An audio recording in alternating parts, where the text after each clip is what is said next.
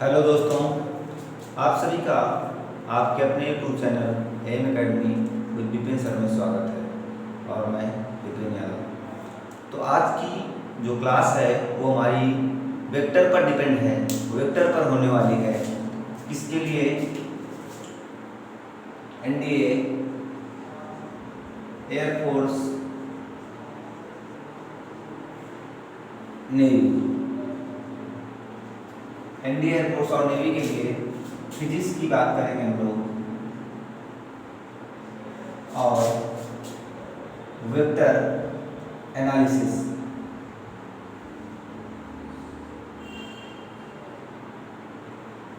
Vector analysis मतलब क्या होता है? सदिश विश्लेषण। सदिश विश्लेषण। तो दोस्तों इस चैप्टर में हम लोग क्या बात करेंगे कि सदिश क्या होते हैं, अदिश क्या होते हैं। अगर हम बात करें कि राशियां कितने प्रकार की होती हैं, तो सदिश राशियां कितने प्रकार की होती हैं? दो प्रकार की होती हैं। कौन कौन सी होती हैं? एक सदिश राशि होती है और एक क्या होती है? अदिश राशि होती है। ठीक है। अगर मैं बात करूं क्वांटिटी की, राशि की, क्वांटिटी, दोस्तों क्वांटिटी कितने प्रकार की होगी? दो प्रकार की होगी। एक कौन सी होगी? अदिश राशि होगी। एक क्या होगी? अदिश राशि होगी। स्केलर क्वांटिटी होगी। और दूसरी क्या होगी हमारे पास? वेक्टर क्वांटिटी होगी, मतलब सदिश राशि। क्या होगी?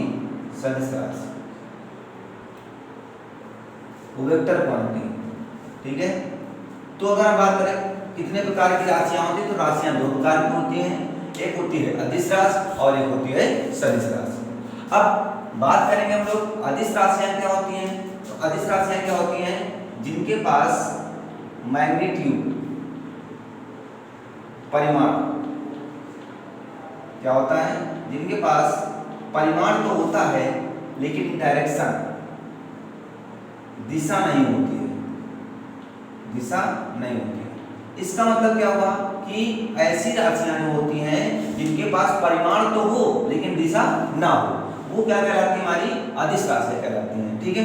अब परिमाण का मतलब क्या होता है? उसका वैल्यू क्या होती है? वैल्यू।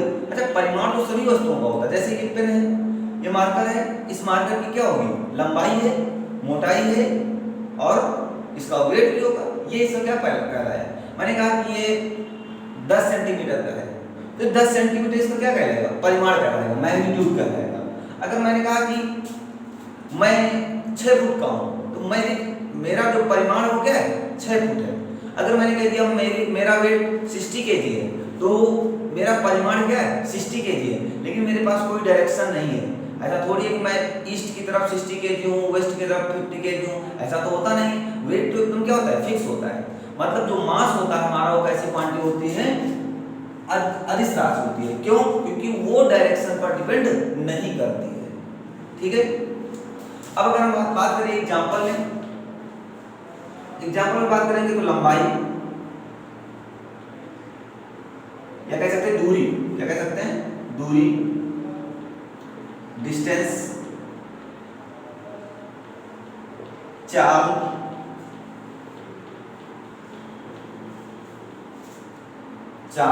समय,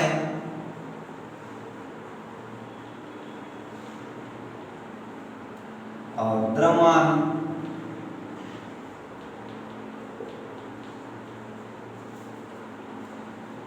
द्रव्यमान हो गया,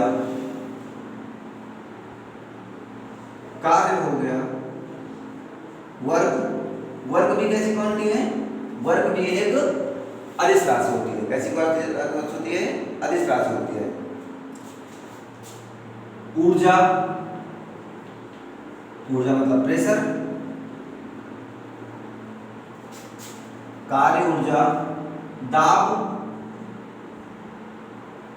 ऊर्जा मतलब एनर्जी। ठीक है। दाब, प्रेशर, ऐसी बहुत सारी क्वांटिटी एक्सेट्रा। इसका मतलब क्या? ऐसी जो राशियां हैं जिनके पास क्या है? डायरेक्शन नहीं है और मैग्नीट्यूड है, वो क्या कहलाती हैं? अदिश अदिश राशियां कहलाती हैं। ठीक है, ठीक इसका अपोजिट है कि जिनके पास क्या हो, मैग्नीट्यूड हो, मैग्नीट्यूड परिमाण भी हो और डायरेक्शन भी हो, इसके पास मैग्नीट्यूड और डायरेक्शन दोनों होता है, वो क्या कहलाती है, हमारी सदिश राशियां कहलाती हैं। भाई बात सुनिए, जैसे मैंने कहा, समझिए बात, जैसे मैंने कहा कि 20 किलोमीटर पर आवर से जाओ, मैंने आपसे कह दिया जाओ 20 किलोमीटर पर आवर से जाओ, इसका मतलब 1 आवर में कितना जाएंगे आप, 20 किलोमीटर जाएंगे, 1 घंटे में 20 किलोमीटर जाएंगे। अब आप किसी दिशा में जा सकते हैं, मान लिया आप यहाँ पर थे, यहाँ जा सकते हैं, यहाँ जा सकते हैं, यहाँ जा सकते हैं, यहाँ जा सकते हैं, किसी दिशा में जा सकते हैं। अभी ये क्वांटिटी कैसी हुई, ये अभी कैसी हुई, अदिश राशि हुई। ठीक है, अगर मैं आपसे कह दूं कि 20 किलोमीटर पर आवर की स्पीड से ईस्ट की ओर जाओ, पूरब की ओर जाओ, तब ये कैसे हो गई, ये पूरब क्या है, दिशा है। इसका मतलब इसके पास मैग्नीट्यूड तो था ही, मैग्नीट्यूड क्या था, 20 किलोमीटर, और उसको क्या मिल गई है, डायरेक्शन भी मिल गई। तो अब ये 20 किलोमीटर पर आवर क्या बन गई है, एक सदिश राशि बन गई, और इसे हम लोग क्या बोलेंगे, वेग बोलेंगे। तो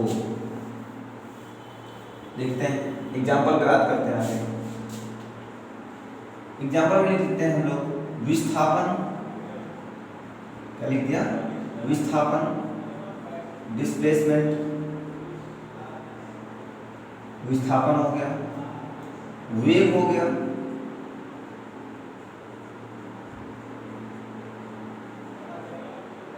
त्वरण हो गया,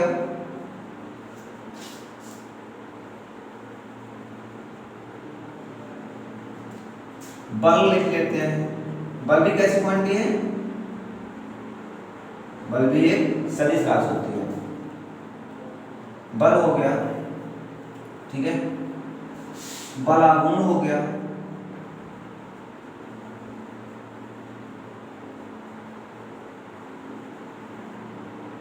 ठीक है, ये क्या हो गया, विस्थापन हो गया, वेग हो गया, त्वरण हो गया, बल हो गया, बलागुण हो गया।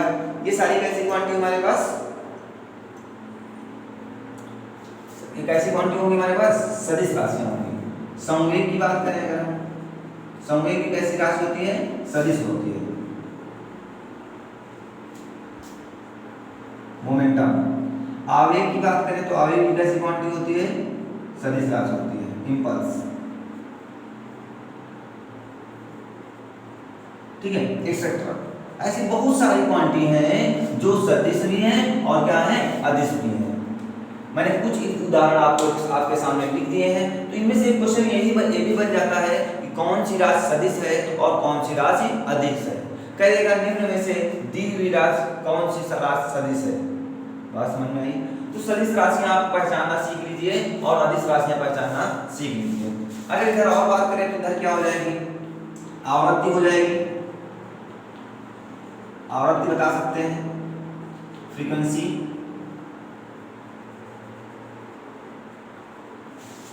आवृत्ति हो जाएगी इधर और, ठीक है। ऐसी बहुत सारी क्वांटिटी हैं।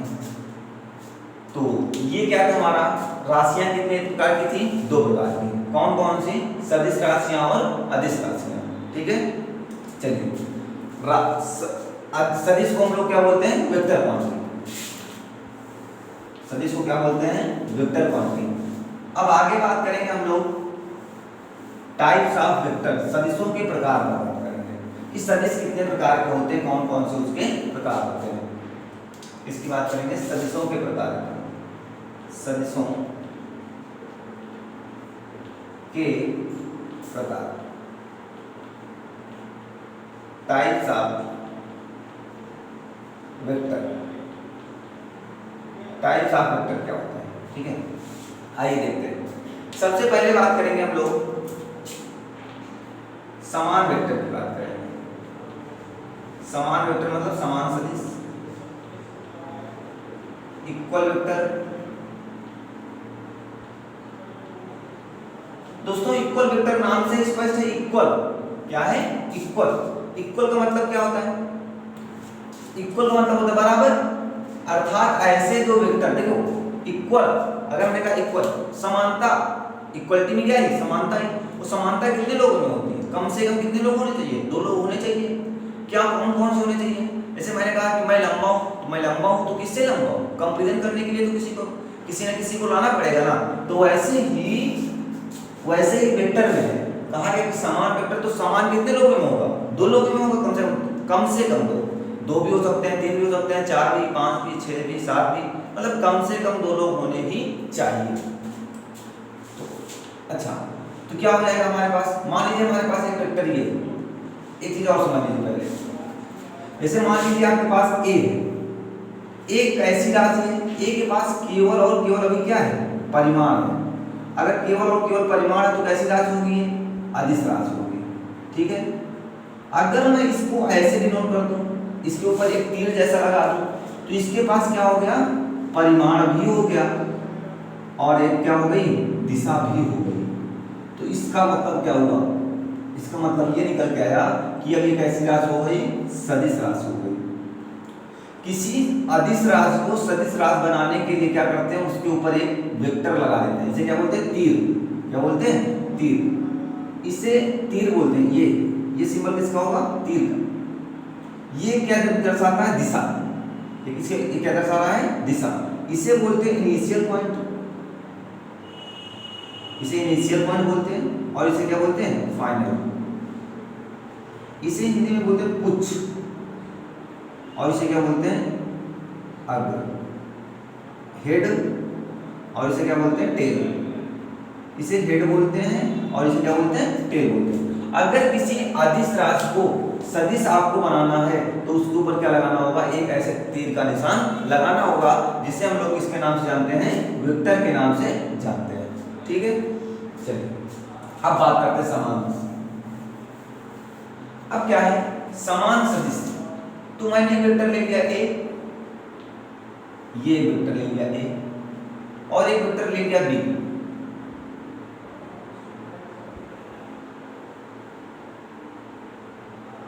ये क्या होगा, इसका टेल होगा, और एक इसका क्या होगा, हेड होगा।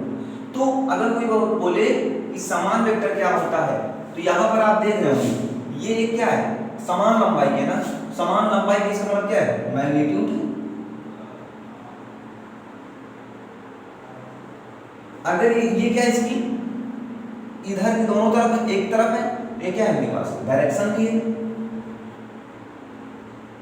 इसका मतलब अगर समान वेक्टर की बात करें तो समान वेक्टर क्या होता है, ऐसा वेक्टर जिसका परिमाण एवं दिशा दोनों समान होती है। ऐसा वेक्टर जिसका परिमाण एवं दिशा दोनों समान होती हैं, वो क्या कहलाता है, समान वेक्टर कहलाता है। बात समझ में आ गई कि समान वेक्टर क्या होता है, जिसमें परिमाण भी समान हो, मतलब ये समान लंबाई के हों, और दिशाएं भी क्या हो, समान हो, ये दोनों एक ही दिशा में जा रहे हैं। फिर बात करेंगे, अगली बात करते हैं तो असमान वेक्टर की बात करते हैं। इसकी बात करेंगे, असमान सदिश की। असमान मतलब क्या होगा, अनइक्वल वेक्टर। तो अनइक्वल वेक्टर क्या होते हैं दोस्तों, नाम से स्पष्ट है। इसका मतलब ऐसे दो वेक्टर जिनके परिमाण तो समान हो लेकिन दिशाएं क्या हो, भिन्न भिन्न हो। ये वेक्टर ए मान लिया मैंने और ये वेक्टर बी मान लिया। इसमें क्या है, देखिए परिमाण तो समान है, लंबाइयां तो दोनों की समान है, लेकिन दिशाएं इनकी क्या है, अलग अलग है। अर्थात इनके परिमाण तो समान हो लेकिन दिशाएं क्या हो, अलग अलग हो।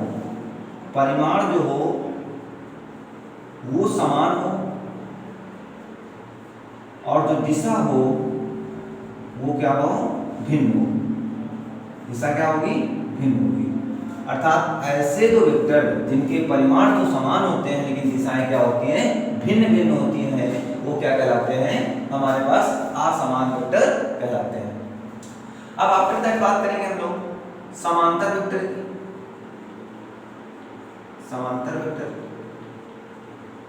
समांतर सदिश, ठीक है। Parallel vector.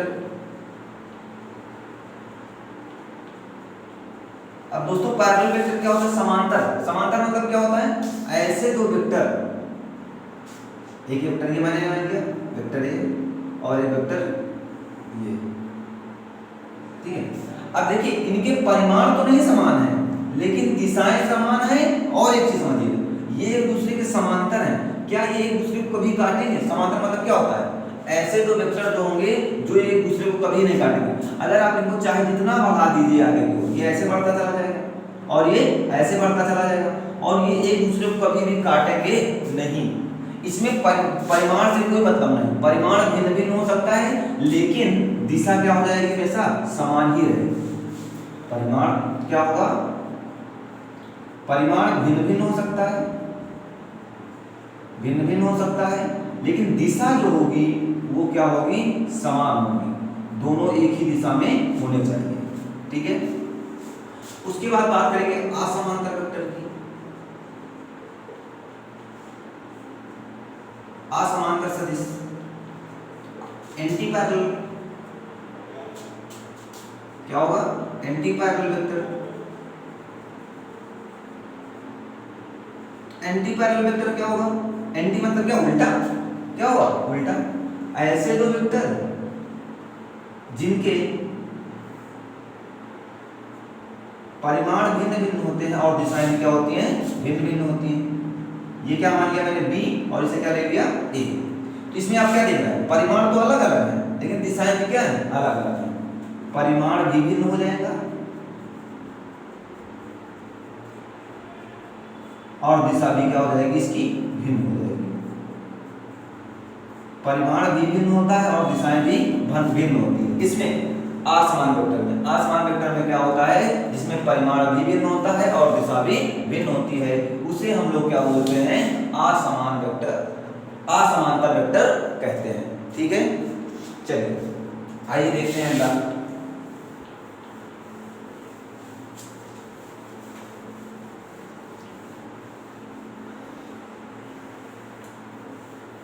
अब हम लोग बात करेंगे संरेखी, संरेखी सदिश। संरेखी सदिश, अब संरेखी सदिश का मतलब क्या होता है? कोलिनियर।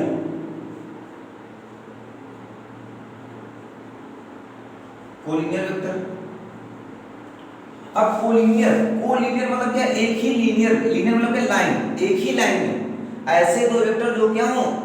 जो एक ही दिशा में हो, अर्थात दिशा नहीं मतलब एक ही रेखा में हो। जैसे मान लीजिए एक ये रेखा है, ठीक है। यहां पर मैंने कह दिया कि यहां पर एक क्या है? टेल है, एक ही वेक्टर ए है और एक वेक्टर ये क्या है? बी है, ठीक है। तो यहां पर देखिए वेक्टर ए और वेक्टर बी क्या है? दोनों के दोनों एक ही रेखा में है, तो ये क्या हो जाएंगे? संरेखी वेक्टर हो जाएंगे। या इसे हम ऐसे भी नोट कर सकते हैं, मान लीजिए ये क्या है? वेक्टर ए है और ये क्या है? वेक्टर बी है। ये भी तो एक संरेखी है। क्या है ये? संरेखी। देखिए ये एक ही तो रेखा में है। अगर दो वेक्टर या दो से अधिक वेक्टर एक ही रेखा में हो तो उन्हें हम लोग क्या बोलते हैं? संरेखी वेक्टर कहते हैं या संरेखी सदिश कहते हैं। बात क्लियर हो गई होगी। उसके बाद बात करेंगे शून्य सदिश। शून्य सदिश, शून्य सदिश मतलब क्या? Zero vector. जीरो वेक्टर क्या होता है दोस्तों? जीरो वेक्टर ये होता है जिसका मैग्नीट्यूड, जिसका मैग्नीट्यूड क्या होता है? ऐसा वेक्टर जिसका मैग्नीट्यूड जीरो होता है, उसे हम लोग क्या बोलते हैं? जीरो वेक्टर बोलते हैं। और इसे हम लोग ऐसे जीरो के ऊपर वेक्टर लगाकर डिनोट करते हैं। अगर कहीं पर जीरो वेक्टर को डिनोट करना होगा तो कैसे डिनोट करते हैं? जीरो के ऊपर वेक्टर लगाकर उसे डिनोट कर देते हैं, ठीक है। तो क्या हो जाएगा? जीरो वेक्टर क्या होगा? ऐसा वेक्टर जिसका परिमाण कितना होता है? शून्य होता है, जीरो वेक्टर कहलाता है, ठीक है। फिर इसके बाद बात करेंगे एकांक सदिश की। एकांक सदिश, अब एकांक मतलब क्या होता है? यूनिट। फिजिक्स में हम लोग एकांक मतलब क्या जानते हैं? एक। एकांक का मतलब फिजिक्स में क्या होता है? एक होता है। तो ऐसा वेक्टर जिसका मैग्नीट्यूड कितना होता है? जिसका मैग्नीट्यूड कितना होता है? एक होता है। ऐसा वेक्टर जिसका मैग्नीट्यूड कितना होता है, एक होता है, उसे हम लोग क्या बोलते हैं, यूनिट वेक्टर बोलते हैं। मान लीजिए कोई एक वेक्टर ए है, कोई एक वेक्टर ए है। अब अगर हमको इस वेक्टर का यूनिट वेक्टर निकालना है एकांक सदिश, तो इसे हम ऐसे लिखेंगे, वेक्टर ए बराबर होता है, इसे क्या पढ़ेंगे, इसे पढ़ेंगे यूनिट वेक्टर, यूनिट वेक्टर। इसे क्या पढ़ेंगे, वेक्टर, और इसे क्या पढ़ेंगे, मैग्नीट्यूड ऑफ वेक्टर ए। ये क्या है, ये यूनिट वेक्टर है, अर्थात इसे पढ़ते हैं ए कैप। क्या पढ़ते हैं, ए कैप। इसे ए कैप पढ़ते हैं और इसे क्या पढ़ते हैं, वेक्टर पढ़ते हैं। कि कौन से वेक्टर, वेक्टर ए है, और ये क्या है, उसी वेक्टर का क्या है, मैग्नीट्यूड, उसी वेक्टर का परिमाण, उसी वेक्टर क्या है, परिमाण। तो इस प्रकार से हम लोग क्या करते हैं कि इसे यूनिट वेक्टर के नाम से जानते हैं या ए कैप के नाम से जानते हैं। ठीक है, चलिए आइए देखते हैं अगला, एक लास्ट बचा हुआ है, लंब कोणीय एकांक सदिश। लंब कोणीय एकांक सदिश, इसे बोलेंगे ऑर्थोगोनल यूनिट वेक्टर। अब ऑर्थोगोनल यूनिट वेक्टर क्या होता है, ठीक है, देखिएगा। अब मान लीजिए ये क्या है, हमारे पास एक एक्स एक्सिस है, ये वाई एक्सिस और ये जेड एक्सिस है। ये हमारे पास एक्स एक्सिस, ये वाई एक्सिस और ये क्या हो जाएगी, जेड एक्सिस हो जाएगी। ठीक है, अब यहाँ पर क्या होगा, माना एक्स वेक्टर है और यहाँ पर क्या है, वाई वेक्टर है और यहाँ पर क्या है, जेड वेक्टर है। तो यहाँ से मैंने माना अल्फा कोण बन रहा है, यहाँ से बीटा कोण बन रहा है और यहाँ से गामा कोण बन रहा है। अल्फा बीटा गामा कोण बन रहा है, अल्फा कहाँ बन रहा है, एक्स और वाई एक्सिस से, बीटा कहाँ बन रहा है, वाई और जेड एक्सिस से, और गामा कहाँ से बन रहा है, एक्स और जेड एक्सिस से। मैंने कहा यहाँ एक्स एक्सिस का यूनिट वेक्टर क्या है, आई कैप, इधर क्या है, जे कैप, और इधर क्या है, के कैप। आई कैप क्या है, unit vector to the X axis, J cap क्या है, unit vector to the Y axis, और जेड कैप क्या है, के कैप क्या है, unit vector to the Z axis. तो अगर हम बात करें यूनिट वेक्टर आई कैप की, आई कैप कहां से बनता है, एक्स एक्सिस से, तो क्या कहता है, वेक्टर एक्स, क्या कहेगा, vector x upon magnitude of vector x. अगर इसी प्रकार जे कैप की बात करें तो क्या होगा, vector Y upon magnitude of vector Y. अगर के कैप की बात करें तो क्या होगा, vector Z upon magnitude of vector Z. तो ये क्या होते हैं, हमारे लंब कोणीय एकांक सदिश होते हैं, यूनिट वेक्टर होते हैं। लंब कोणीय एकांक सदिश ऑर्थोगोनल यूनिट वेक्टर हो जाएंगे। ठीक है, तो ये था हमारा क्या था, types of the vector. Types of vector में हम लोगों ने सीखा कि सबसे पहले सीखा समान वेक्टर क्या होते हैं, जिनका मैग्नीट्यूड क्या होता है और डायरेक्शन दोनों समान होती है। उसके बाद सीखा क्या, असमान वेक्टर सीखा। असमान वेक्टर क्या होते हैं, जिनके मैग्नीट्यूड तो समान नहीं होते हैं पर डायरेक्शन, मैग्नीट्यूड तो समान होते हैं पर डायरेक्शन समान नहीं होती है। फिर क्या सीखा हम लोगों ने, समांतर वेक्टर सीखा, फिर असमांतर से वेक्टर सीखा, शून्य वेक्टर सीखा, संरेखीय वेक्टर सीखा और लंब कोणीय एकांक सदिश सीखा। ठीक है, चलिए अब बात करेंगे प्रोडक्ट ऑफ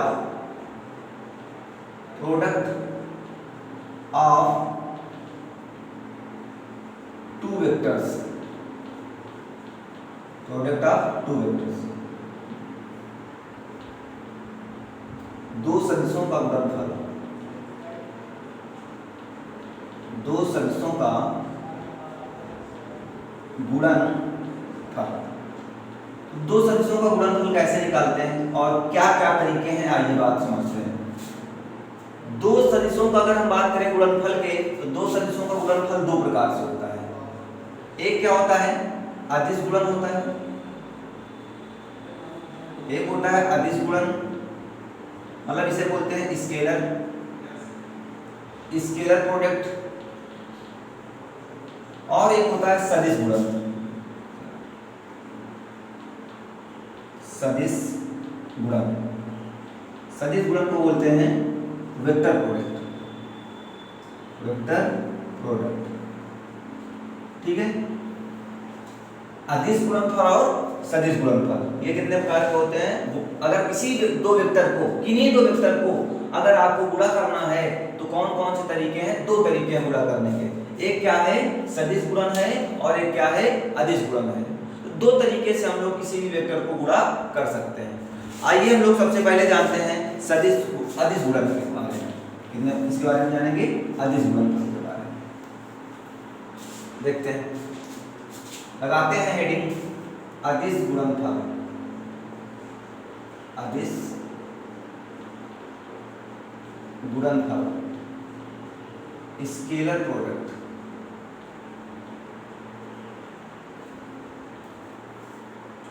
तो अब स्केलर प्रोडक्ट कैसे क्या होता है समझिएगा।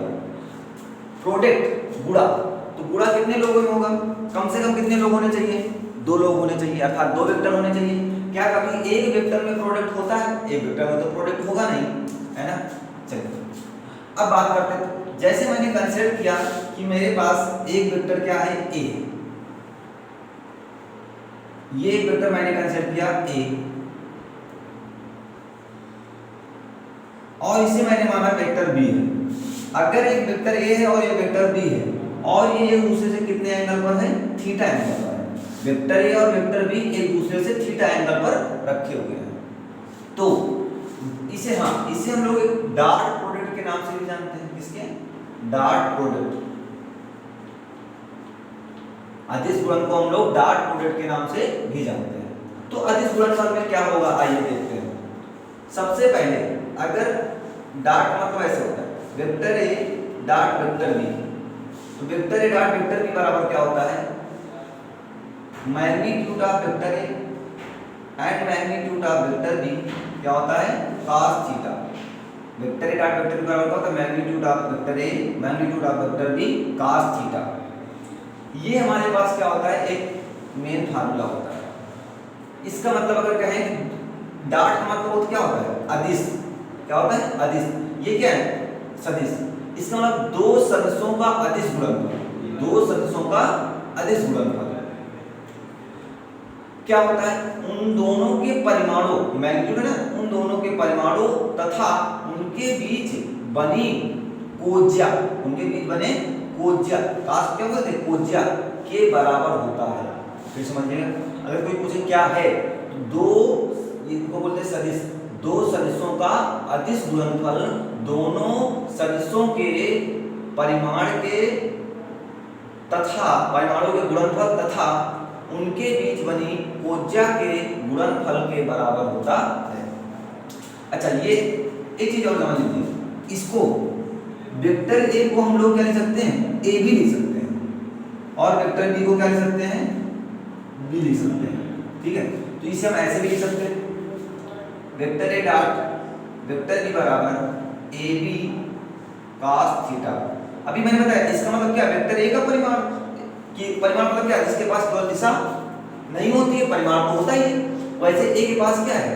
दिशा नहीं है केवल, और क्या है? परिमाण है। तो यहाँ से हम cos थीटा बराबर निकालें दोस्तों, तो cos थीटा बराबर क्या हो जाएगा? Vector A dot vector B upon क्या हो जाएगा? A B. अगर दो सदिशों के बीच का अगर आपको कोण निकालना है, सबसे पहले आपको क्या करना पड़ेगा?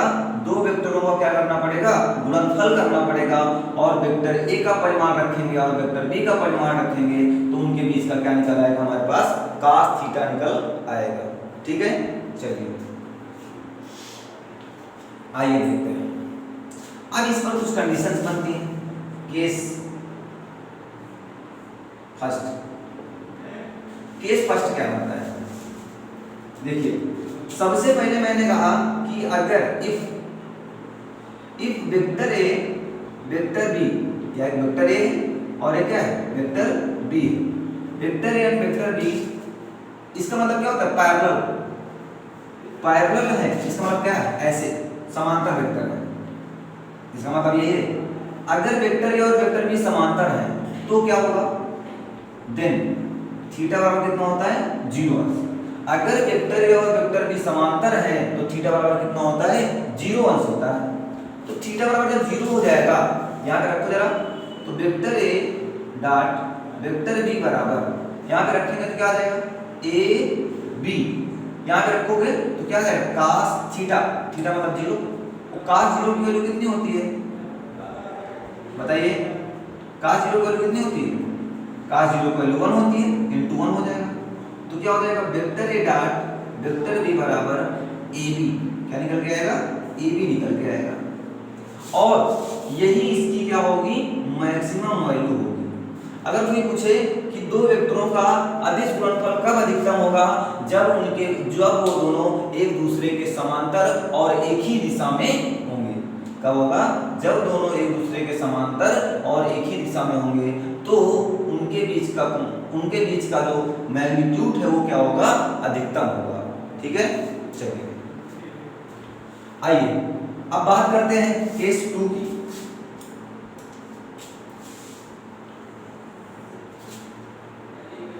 केस 2 सेकंड केस में क्या कहा, इफ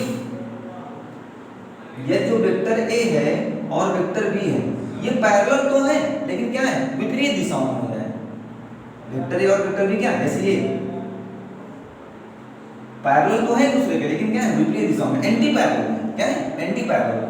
तो then theta is equal to 180 degree, कितना डिग्री 180 डिग्री। तो यहाँ पर क्या होगा, यहाँ पर रख दीजिए vector A dot vector B बराबर क्या हो जाएगा ए बी cos थीटा। तो थीटा के प्लेस पर क्या रखना है आपको 180 रखना है। तो vector A dot vector B is equal to क्या हो जाएगा ए बी cos 180 की वैल्यू कितनी होती है -1 होती है। तो vector A dot vector B बराबर क्या हो जाएगा माइनस का ए बी निकल के आएगा। ठीक है, मतलब ऋणात्मक मान के बराबर होता है। अगर हम बात करें केस और बनता है हमारे पास केस 3, ये वो काफी इंपॉर्टेंट है, इसको जरूर याद रख लेना। ये इंपॉर्टेंट कैसे इंपॉर्टेंट, अगर if vector A and vector B, ये किसका निशान है लंबवत का, परपेंडिकुलर। अगर वेक्टर ए और वेक्टर बी क्या हो जाए परपेंडिकुलर हो जाए, देन थीटा इक्वल टू कितना होता है सबको पता है 90 डिग्री होता है। कितना होता है 90। अगर दो वेक्टर एक दूसरे के समान लंबवत है तो उनके बीच का एंगल कितना बनता है 90 डिग्री बनता है। तो मैं कह सकता हूं कि vector A dot vector B बराबर ए बी, क्या कहूंगा ए बी cos 90। और आपको पता है cos 90 की वैल्यू कितनी होती है 0 होती है। तो फाइनली कितना आ जाएगा 0 हो जाएगा। क्या आ जाएगा 0 आ जाएगा। तो हम कह सकते हैं कि अगर दो वेक्टर एक दूसरे के क्या हैं लंबवत हैं तो उनका जो डॉट प्रोडक्ट होगा वो किसके बराबर आएगा, वो हमेशा 0 के बराबर होगा। अगर दो वेक्टर एक दूसरे के क्या हैं लंबवत हैं, कैसे समझिएगा, जैसे मान लीजिए वेक्टर ए है और ये वेक्टर बी है, ऐसी कंडीशन में ये वेक्टर ए है और ये क्या है वेक्टर बी है। तो अगर एक दूसरे के समान क्या है लंबवत है 90 डिग्री कोण बना रहे हैं, तो इनका जो अदिश गुणनफल होगा वो किसके बराबर होता है 0 के बराबर होता है। किसके बराबर होता है 0 के बराबर होता है। भाई इतनी बात समझ में आ गई होगी। चलिए आइए देखते हैं आगे, नोट कर लीजिए इतना। हाँ आगे देखते हैं।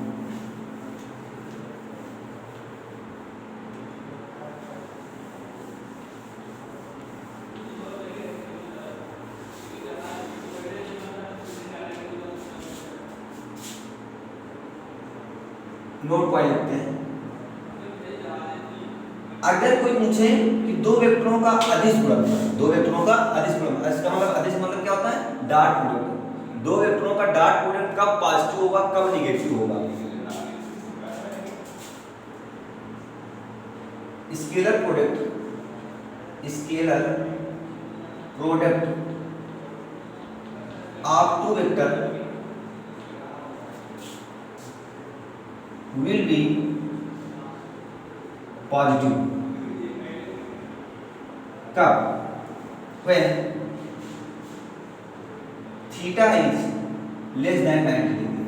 अगर थीटा लेस देन 90 है तो दो वेक्टरों का जो स्केलर प्रोडक्ट होगा वो कितना होगा, पॉजिटिव होगा। क्या होगा, पॉजिटिव होगा। अब फिर अगर बात करें नोट पॉइंट 1 हो गया, नोट पॉइंट 2 की बात करें, कब निगेटिव होगा, scalar product of two vector will be negative. कब निगेटिव होगा, when theta is greater than 90 and less than 180। अगर ऐसी कंडीशन है थीटा का एंड थीटा इनके बीच में लाइज करता है तो क्या होगा, वो निगेटिव होगा। अच्छा 180 पर भी तो कितना होता है, 180 पर भी तो क्या होता है क्लास, -1 ही तो होता है। तो यहाँ पर ये भी हो सकता है, अर्थात 90 से बड़ा होना चाहिए और 180 से क्या होना चाहिए, कम या उसके बराबर भी हो सकता है। तो क्या होगा, वो निगेटिव होगा। तब क्या होगा, वो उसकी वैल्यू निगेटिव हो जाएगी। ठीक है, इसका कहने का मतलब क्या है, अगर थीटा इतना है तो vector A dot vector B बराबर किसके होगा, पॉजिटिव होगा। अगर ऐसी कंडीशन है तो vector A dot vector B बराबर क्या होगा, निगेटिव होगा। ठीक है, ये दोनों बातें आपने सीख ली। चलिए अब देखते हैं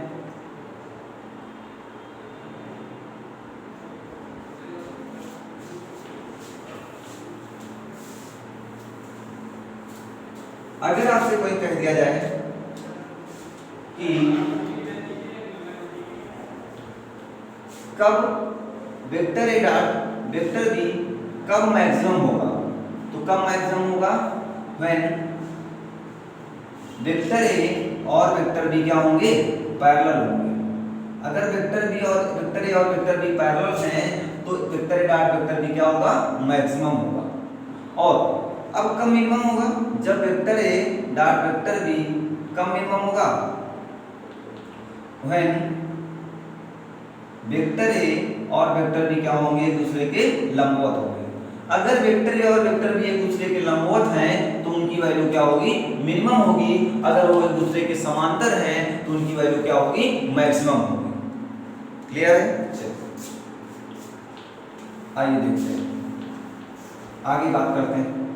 जैसे मैंने कहा कि एक वेक्टर ए लिखा हुआ है, क्या लिखा हुआ है, वेक्टर ए लिखा हुआ है। यहां पर समझिए, अगर यहां पर मैंने लिखा वेक्टर ए बराबर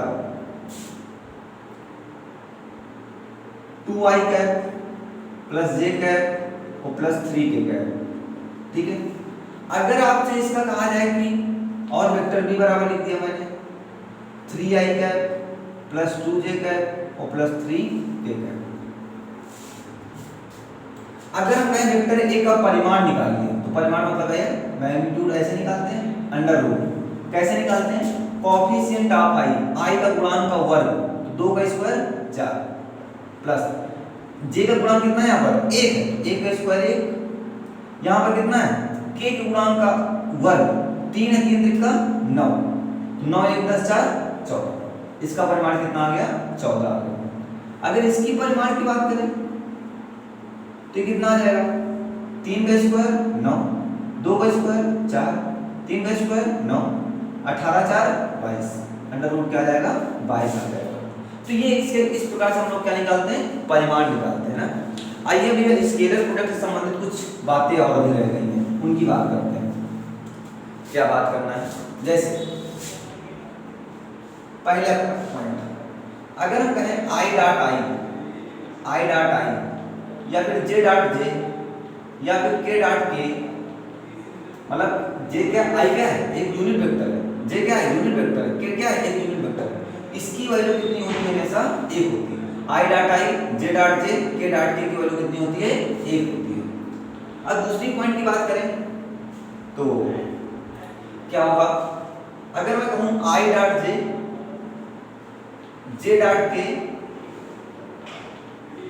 k डॉट i, इसकी वैल्यू हमेशा कितनी होती है, 1 होती है।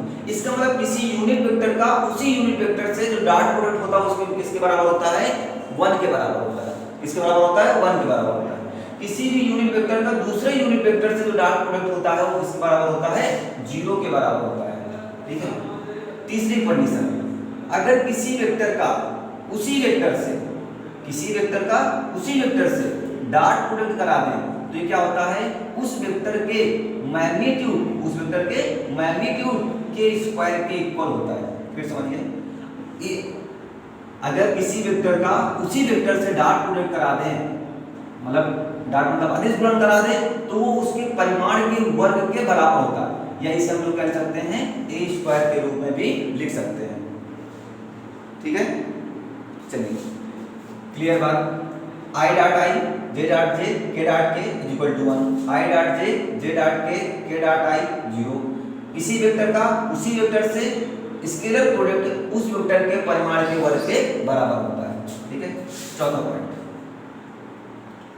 अगर कहीं पर ये लिखा हुआ है vector A dot vector B, तो ये किसके बराबर होगा, vector B dot vector A के बराबर हो सकता है। इसका मतलब चाहे vector A dot vector B कहें और चाहे vector B dot vector A कहें, ये दोनों क्या हैं, एक ही बातें हैं।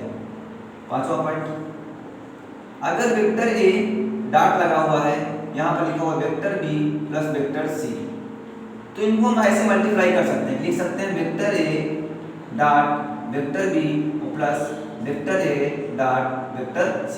मैंने क्या किया, इसका इससे मल्टीप्लाई कर दिया और इसका इससे भी मल्टीप्लाई कर दिया। तो इस प्रकार से ये क्या था, हमारे स्केलर प्रोडक्ट पर कुछ जानकारियां थी। और अभी आपके पास क्या बचा हुआ है, वेक्टर प्रोडक्ट बचा हुआ है। तो वेक्टर प्रोडक्ट की बात हम लोग अगले वीडियो पर करेंगे और वहां पर हम लोग कुछ न्यूमेरिकल्स की भी बात करेंगे। तो thank you for watching my videos. If you like please subscribe the channel and like comment also. जय हिंद दोस्तों, मिलते हैं अगले वीडियो पर।